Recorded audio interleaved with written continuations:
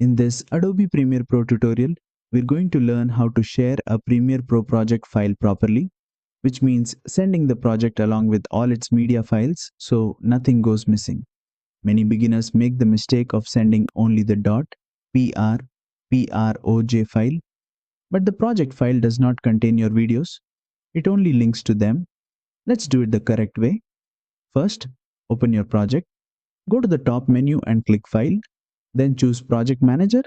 The Project Manager window will open. Here, select the sequence you want to share. Now choose the option called Collect Files and Copy to New Location.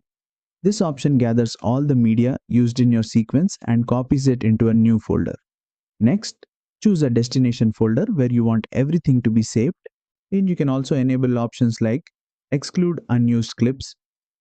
This keeps the folder smaller. Include audio conform files, usually not necessary. Once ready, click OK. Premiere will now create a new folder that contains a new project file, all used video files, all used audio files. Now you can compress that entire folder into a zip file and share it safely. The other person can open the project file inside that folder without any missing media issues. That's the professional way to share a Premiere Pro project. And that's it. You now know how to properly share a project file in Adobe Premiere Pro.